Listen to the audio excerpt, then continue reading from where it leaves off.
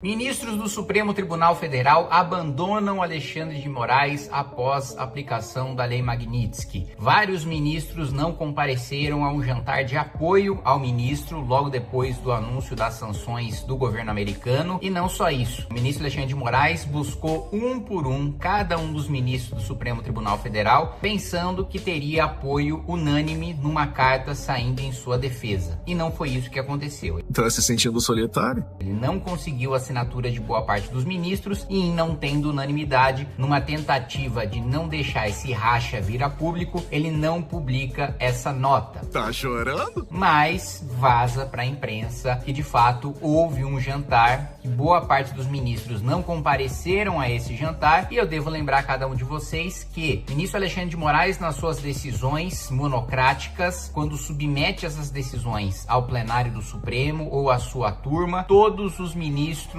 têm votado junto com Alexandre de Moraes unanimemente. Todas as decisões de Alexandre de Moraes que foram para o plenário, com raríssimas exceções, tiveram apoio de todos os ministros da corte. O que significa que agora muitos dos ministros que utilizaram Alexandre de Moraes como ponta de lança voltam atrás com medo de também sofrerem sanções dos Estados Unidos. Acha que eu sou burro de pegar no pé de quem é mais forte? Além disso, é sorteado o relator do caso em que o PT representa o Supremo Tribunal Federal para que o Supremo dê uma decisão obrigando as instituições brasileiras a não cumprir as sanções americanas, a não restringir o acesso de Alexandre de Moraes aos seus bens, mas já corre nos bastidores que a maioria do Supremo não pretende conceder essa decisão, mesmo o relator sendo Cristiano Zanin, ex-advogado de Lula e também um ferrenho defensor das decisões de Alexandre de Moraes. Nós vamos falar sobre isso e você vai saber o nome de cada ministro que apoiou e que não apoiou o Alexandre de Moraes nos bastidores, logo depois que você se inscrever no canal, clicar no sininho para receber as notificações, deixar o seu like. Bom, vamos lá. Poder 360. STF dá sinais de racha depois de Magnitsky para Moraes. A maioria dos ministros recusou assinar carta coletiva defendendo o colega sancionado pelos Estados Unidos. Segundo apurou o Poder 360, o clima no STF está péssimo. Ministro Moraes está cada vez mais isolado na corte. Mais da metade dos integrantes do STF não assinou uma carta em defesa do ministro Alexandre de Moraes.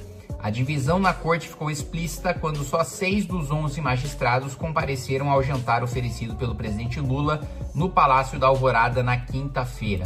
Moraes pressionou os colegas por um documento coletivo depois de ser alvo de sanções dos Estados Unidos pela Lei Magnitsky, que o impedem de realizar transações com instituições bancárias ou econômicas norte-americanas. Segundo a apuração do Poder, o clima está péssimo na Suprema Corte. A maioria dos ministros considerou inadequado elaborar um manifesto conjunto contestando uma decisão interna de outro país. Atenção, Lula, que tanto fala em soberania. Eu vou ler essa última linha de novo, especialmente para você. A maioria dos ministros considerou inadequado elaborar um manifesto conjunto contestando uma decisão interna de outro país. Os próprios ministros do Supremo consideram que a aplicação da Lei Magnitsky, uma legislação americana, não é uma afronta à soberania nacional e sim uma decisão interna, que é uma coisa que eu tenho falado há muito tempo. Não há nenhum atentado à soberania nacional do Brasil com a aplicação dessas sanções ao ministro Alexandre de Moraes, por uma razão muito simples. Primeiro, a razão pela qual ela é aplicada. Ela é aplicada porque o ministro Alexandre de Moraes, ele sim, fere a soberania dos Estados Unidos ao determinar a suspensão de contas em redes sociais americanas, de empresas americanas, com administradores americanos, né, como é o caso do Rumble, como é o caso do X. Ele manda suspender contas, inclusive em território americano. A determinação dele é que as redes sociais suspendam essas contas em todo o mundo e que, caso elas não cumpram essa decisão, né, ficam submetidas a multas pesadas e inclusive a processos criminais contra os seus representantes no Brasil, o que fere a Constituição americana e a soberania americana. Por isso, a legislação americana é aplicada contra ele. Muito bem. Primeiro primeiro motivo pelo qual não atenta contra a soberania do Brasil é a razão. O segundo motivo são os efeitos. Os Estados Unidos, em nenhum momento, obrigam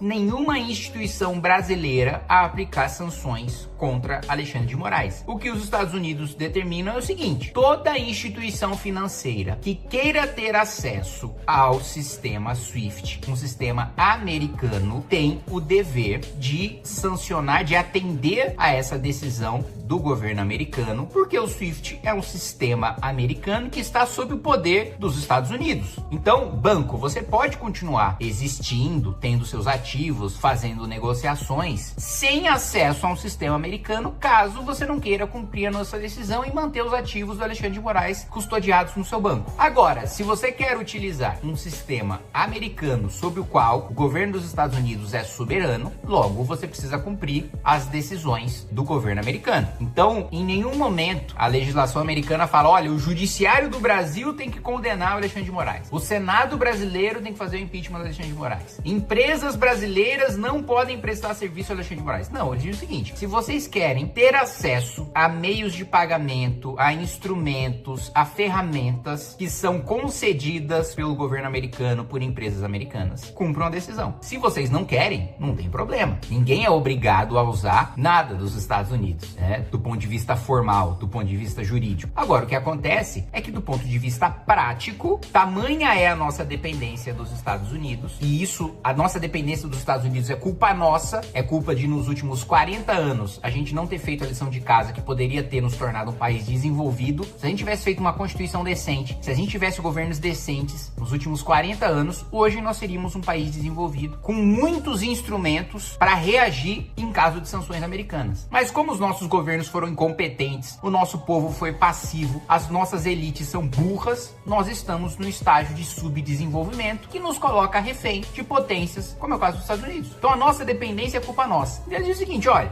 se os bancos brasileiros dependem do sistema americano para sobreviver no mercado internacional, paciência. Então, o Supremo agora descobre alguém mais poderoso que ele. Trump, o governo americano? Não, os bancos, né? Porque, obviamente, está tendo uma pressão pesadíssima do sistema financeiro, dos bancos nacionais, para que o Supremo não conceda uma decisão obrigando esses bancos a manter as contas do Alexandre de Moraes. Porque todos esses bancos, veja, do ponto de vista econômico, de lucro, vale mais a pena para um banco pagar uma multa para o Supremo Tribunal Federal e descumprir decisão do Supremo Tribunal Federal do que perder acesso ao sistema SWIFT. Então o banco faz o seguinte: ó, Supremo, não faça isso, porque se você fizer, a gente vai descumprir. Nós não temos outra escolha a não ser descumprir a sua decisão, e aí você vai ficar desmoralizado. Imagina, você dá uma decisão contra os bancos desobedecem. Vai ficar bem feio para vocês. Então, mesmo com o relator sendo o Zanin, a maior parte dos ministros, e muito provavelmente o próprio Zanin, dizem o seguinte: olha, nós não vamos dar uma decisão obrigando bancos brasileiros, instituições brasileiras a descumprirem as sanções americanas e manterem os ativos do Alexandre de Moraes. Então a situação dele está complicadíssima. Está complicadíssima do ponto de vista dele cometer novos abusos em relação a redes sociais americanas. Agora, eu reforço, é uma vergonha para mim enquanto brasileiro e para todos nós enquanto povo brasileiro que tenha de vir uma sanção dos Estados Unidos para diminuir a velocidade, não parar, diminuir a velocidade dos abusos do Supremo Tribunal Federal. Quem tem que resolver esse problema somos nós, são os nossos senadores, que são covardes, que são fracos, que têm rabo preso